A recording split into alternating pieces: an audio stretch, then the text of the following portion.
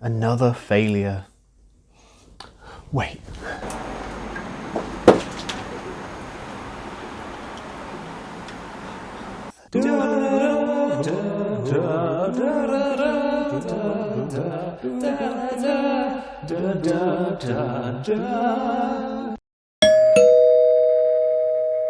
It is the third and final day of Dinosaur Month, a month entirely dedicated to dinosaurs, and we have saved the, quite frankly, largest game to last with Dinosaur World, in which you and your friends will take the role of theme park operators. The theme, dinosaurs. And the age of crackpot science and discovery is long behind us. Dinosaur theme parks are a dime a dozen. Everyone and their mum has their own theme park about dinosaurs, and now so do you. So you and your friends will be trying to create your own dinosaur theme park, fill it with dinosaurs and interesting bits and pieces, and eventually take visitors on tour in the local area to hopefully garner some form of excitement and victory points. Whoever gets the most victory points by the end of the game is, well, the best at dinosaur theme parks. Last person to have trained a dinosaur to destroy capitalism through anarchy goes first. Hold on, I'm not ready. Come on, you're ruining the classic bit. Just a second. Oh, jeez. Oh, God. Oh, jeez. Dinosaur World is essentially a worker placement game where you'll be using a limited number of workers to do a large number of actions across the entire board. But also, it's a tile placing game because you build up your own park with these big, meaty tiles steadily but surely, building your park into something bigger and better. And also putting dinosaurs in them, which are both exciting and possibly will kill people. But so far, so Dinosaur Island, also from Pandasaurus Games. What's the big difference between Dinosaur World and Dinosaur Island? Other than the size of the box and the sheer quantity of space it takes up on my table. Well, in Dinosaur World, you get to run a tour of your park, much like Dinosaur Roar and Write, also from Pandasaurus Games. Yes, Dinosaur World has a tour phase among its many stages, and it's really interesting because when you're placing these large tiles in your park, you're trying to work out the best location for them, because some tiles will want to be surrounded by other tiles or be adjacent to a large number of dinosaurs. And other tiles that might just have actions that you really want to do, well, you need to make sure that you're able to get to them, because your Jeep Meeple, your Jeeple, can only move so many spaces in a go. So you'll need to make sure that it's within Jeeple range. But let's not get ahead of ourselves here. In some ways, Dinosaur World is a more streamlined process than Dinosaur Island, even though the Dinosaur World still takes place over 4 unique phases. The first of which is drafting workers. Yes, unlike other sort of worker placement games, you don't have a standardized income of workers. Instead, you go to the worker database where you select which workers you want to gain this turn, and then once you've used them, they leave and they are gone forever. Because in the world of Dinosaur World, the gig economy is so bad that even researchers and executives are all kind of like seasonal employers. Phase 2 is the sort of public action phase, which is essentially the market phase, which uses the 3 ridiculously large market boards that kind of don't need to exist. You'll be using your workers to do all sorts of bits and pieces across these boards, in turn order, obviously, such as gaining DNA, which you can then use to build dinosaurs, or various amusements which you can then place in your park to then hopefully create an amusing time in your amusement park. Amusing. Or buy the rights to a dinosaur, where you then get to place down that dinosaur's tile within your park, so eventually you can start filling your park with these dinosaurs. It's kind of the main point of the game. Phase 3 is where things become a lot more involved, because it's when everyone then goes to their own boards to do their own private actions, and these can be all sorts of bits and pieces. Using the workers you have left over from the previous turn, you want to do all sorts of things, such as build a dinosaur and put them in your park. Hi there, I couldn't think of a better place to put this, so I'll just slot it in here. The Dinosaur World is a Kickstarter game, which does mean that it has a whole load of Kickstarter extra fancy components. I have throughout this video tried my best to use them when I could, such as not using any of the metal coins and using just the normal coins. However, there are a number of bits and pieces which my version, I just can't sort of retroactive, such as, and most importantly, the Dinosaur Meeples. In the retail version, the Dinosaur Meeples are like, there is one shape for each 3 type of dinosaur. However, mine are all unique and aren't also like printed. Yours wouldn't be. Also, similarly with the Jeeps in the standard game, they are all one shape. And there's a bunch of other bits and pieces, like extra tiles and all that sort of stuff. But yeah, it's just also worth pointing out because these are going to also affect my view on the game itself. Bye. Or a bunch of other stuff, such as like upgrading your Jeep so then it can go eventually further, or improving your security so hopefully fewer people die. And you begin to feel the squeeze of your workers as you try to use them both in phase 2 on those sort of public actions, and then also in phase 3, and you're trying to make them last for your private actions. And it's all just a lot to try and work out the most efficient way to do it. Then it's on to phase 4, the Jeeple tour, in which you might end up using your workers to... Wait, how many things am I using my workers for? Oh, God. Yes, that's right. In this game, you know, you need to do about several million things with your very limited number of workers. And, oh God, how do I do anything? But the Jeeple tour, starting at your starting space, you move your little Jeeple one space at a time through your park's tiles, just kind of showing everyone a good time, showing them the sights. Dinosaurs! Mum, look, there's a dinosaur brought back through experimental science. And then just generally having a good time, generating lots of excitement and hopefully money. But you've got to be careful, because in the future turns, if you're going on your Jeeple tour once more and you go to those same spaces, well, people have already seen them. They're not as exciting as they once were, and suddenly you're going to start earning less and less excitement, or even negative excitement from seeing these things. Son, look, now there are even more dinosaurs. Ugh, I've already seen a dinosaur, Mum. And this is the main crux of the game. You're trying to constantly fill your park with new things because your visitors are on a constant state of late-stage consumerism, where they get very bored immediately of anything that isn't the new. But you're also trying to get all these different parts to build some sort of system. An engine, if you will. Meaning it can sometimes be fine for the fact that, well, you've visited your security center yet again, and, well, it's getting you a whopping -4 excitement. As you can see, we use the best types of chain link fence in this establishment. But I just need it to stop all the dinosaurs from killing everyone. Yes, once again, your terrible lizards can and will kill, because despite all of their rage, they are just dinosaurs in a cage. And maybe they don't want to be in a cage. Maybe they want to be free and eating your face.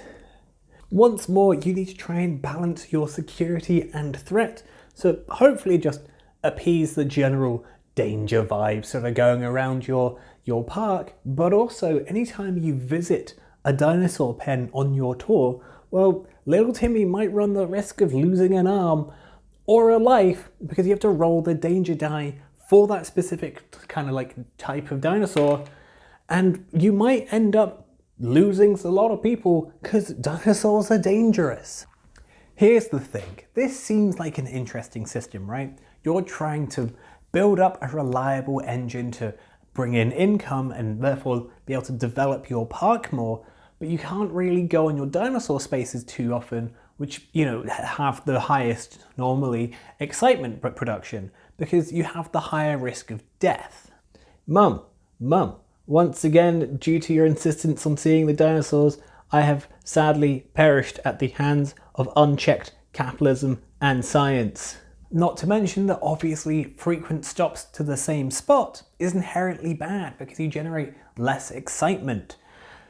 So what do?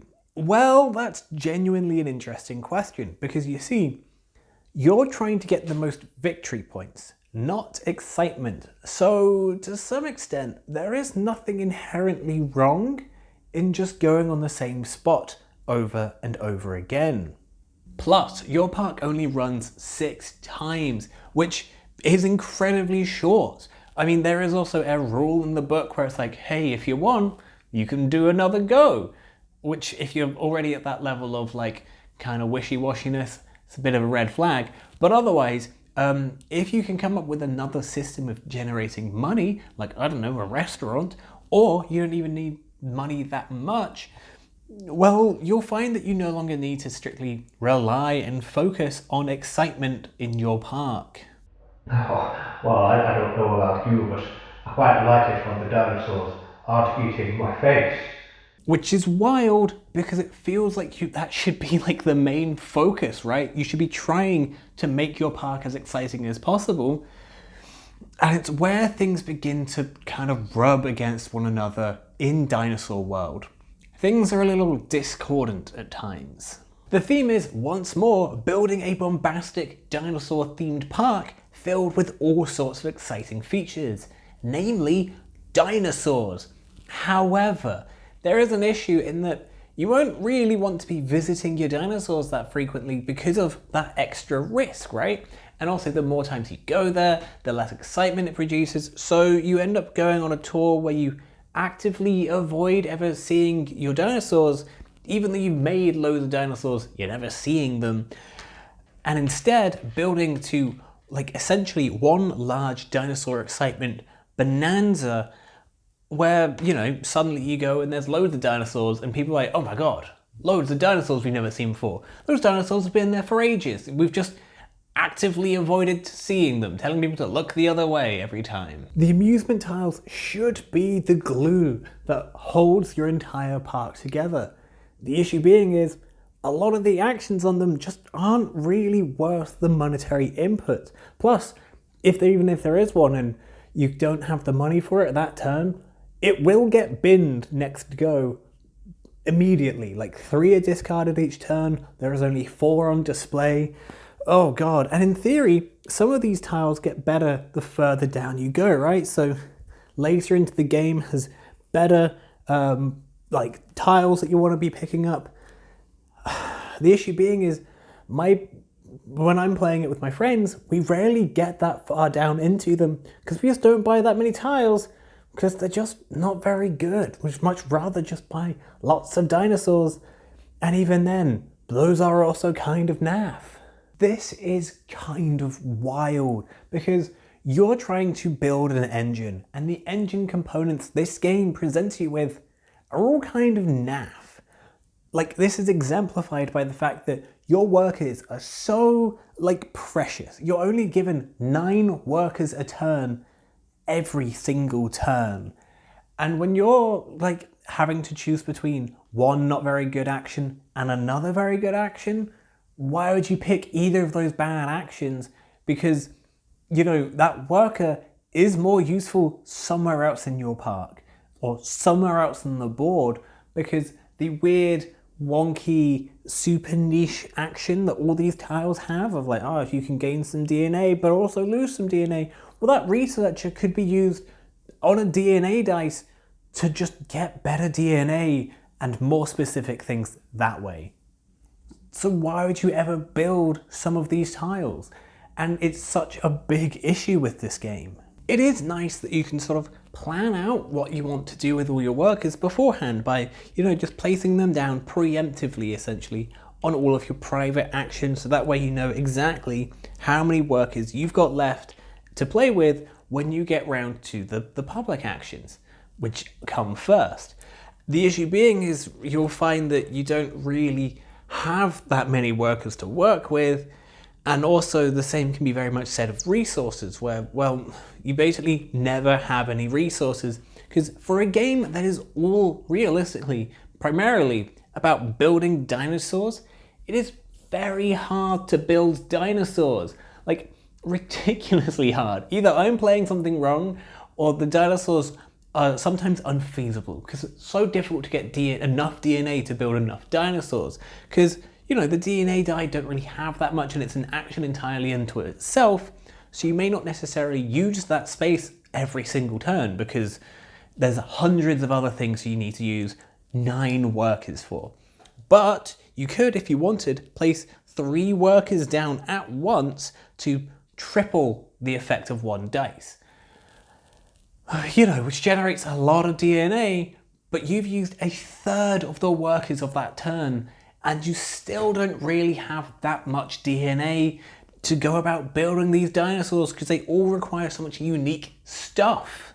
Dinosaur World is realistically a better version of Dinosaur Island, right? Dinosaur Island is fun, it's good, but it was a very more distanced approach to running a theme park. It felt more like a theme park simulation, where you're so very much disconnected from the actual theme park element that you could really be doing almost anything. Whilst Dinosaur World pulls you in and gets you very much involved in the actual theme park process.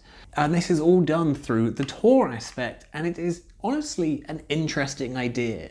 The issue being here is that while it has pulled you in closer, it's not really saying anything of interest. Instead, it's just kind of mumbling something about dinosaurs, and occasionally says the words adjacency bonus, but even then, not frequent enough for your liking.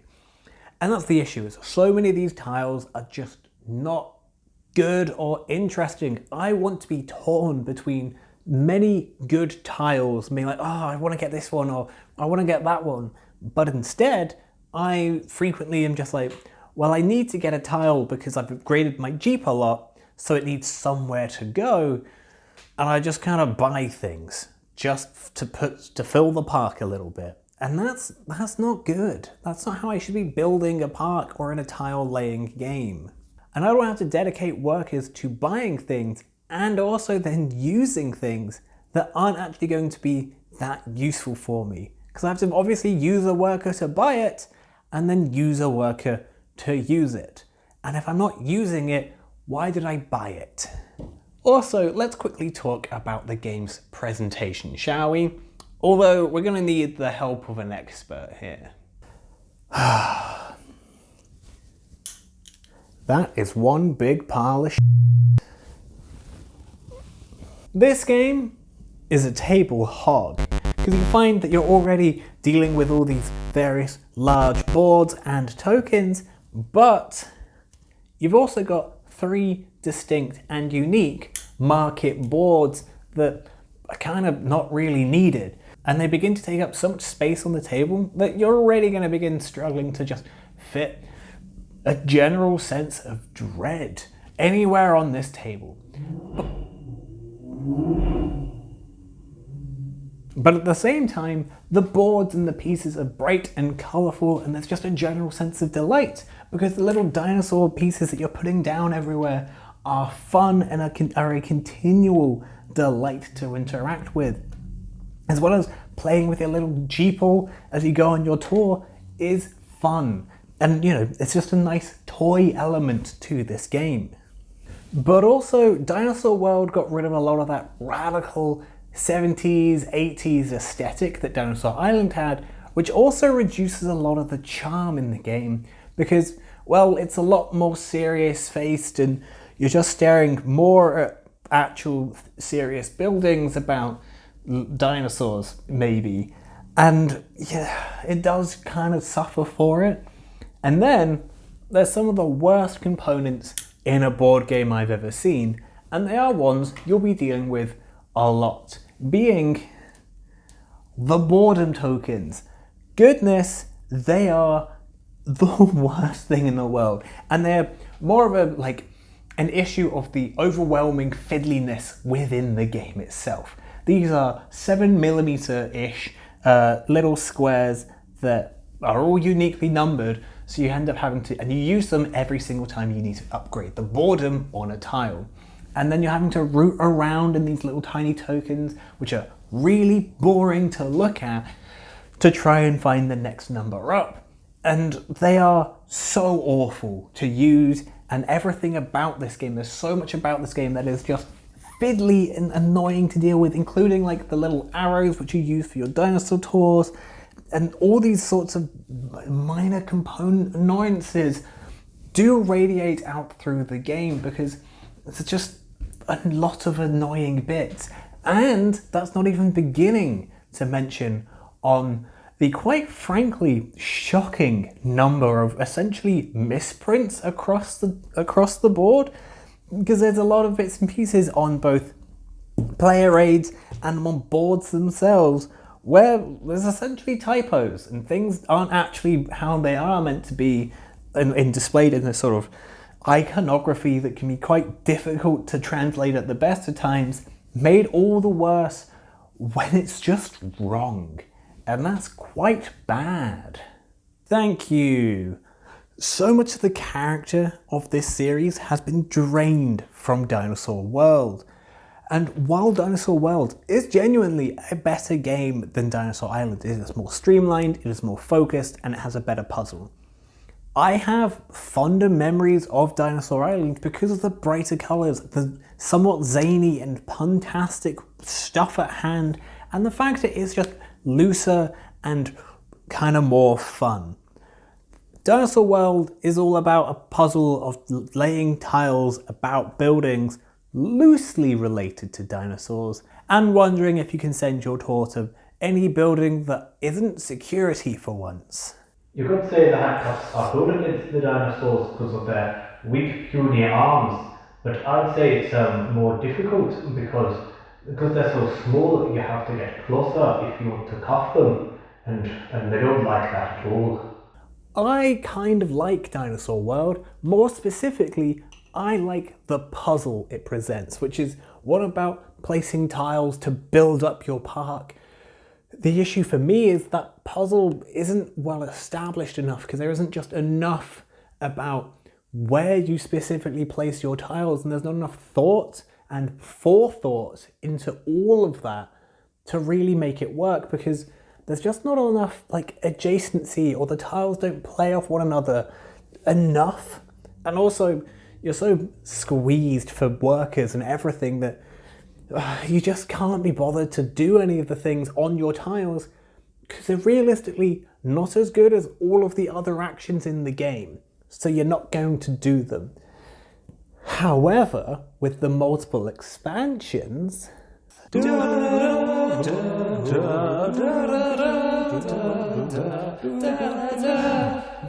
in herds. They move in herds. Alongside the main Kickstarter, there was also the chance to get 3 mini expansions, which I apparently bought. I don't remember buying them. I must have clearly lost my mind and got them at some point, because normally my excitement for the game is pinnacle with the Kickstarter, and I don't really know if I like the game enough to warrant this much extra space. But here they are. Let's have a look at what's inside them, shall we? Oh, not a lot. Yeah, there's not an astounding amount in each expansion for what can rapidly add up to the price of an actual board game. But let's just quickly run through them, shall we? Starting with the water dinosaurs. Mum, once again, water dinosaurs don't actually exist, for these aquatic reptiles have all of their limbs coming out from the side of their torso. Meanwhile, the defining characteristic of a dinosaur is that their limbs descend downwardly from their torso. Okay, yes, sure. So the water dinosaur expansion is quite interesting because it asks you to build a lot of a very specific type of dinosaur, specific to the type of water dinosaur you've got. And this is quite nice because it ends up like leading you to kind of focus your park a little bit more, gives you that direction in your park that you might possibly need. And excitingly, your water dinosaurs build up algae all the time, which people don't want to see, and you have to scrub that away. Isn't that an interesting mechanic? Probably. Ice mammals are another really interesting addition because they're all about trying to build up your adjacency bonuses, because your actual ice mammals love to be near very specific things. You want to rotate the tile to hopefully build in the right direction to get those juicy points. And it adds more to that sort of tile laying puzzle where it gives you direction of what you need to do, but adds to that head scratching torment as like you're trying to decide whether to get something for the adjacency bonus that might not be as good, or get a really good tile that might not necessarily be good for the adjacent point scoring stuff. And that's what this game should require a lot more of. The hybrid pack is all about, and I quote, "the scientists never stopping asking if they should." Let me tell you, they shouldn't, because well, they're just dinosaurs that count as two types of dinosaur, which can be useful for things like objectives and other bits and pieces. It's kind of boring. Would I really ever get any of these? Not really. They're ultimately far too expensive for what they actually add, which is just a sort of handful of components really. But what they do show, except for hybrid, is what this game needed a lot more of, which is that sort of tile-to-tile interaction. Because yes, even now I'm looking at tiles I randomly picked, and there are a lot of them which is like, hey, if this is adjacent, then woo, do a thing. But those actions are so limited in range and scope, and kind of reliant on so many different things coming up that you don't have control over. There is not enough focus across the entire game about maintaining this sort of adjacency bonus in these tile interactions that I would like. That's what I want more of, is just all of these tiles to be bouncing off one another all the time. But also, now that I've gotten the entire game laid out in front of me, I am looking at all these tiles. I'm still trying to work out, am I just not having the right kind of fun? Am I looking for something different? And I want to play it again. I want to play it more because it is still an interesting game, right? It is still an interesting concept and I enjoy what I have. I just want it to be more, and I just want to try and crack this. But it feels like I'm trying to crack something that doesn't actually exist. My goodness, this video has gone on for far too long and I have been overwhelmingly negative. Look, Dinosaur World is a good game. It is honestly better than Dinosaur Island because it streamlines a load of the processes. The puzzle is much more involved and I genuinely prefer it because of all the tile placement. The touring aspect is really interesting.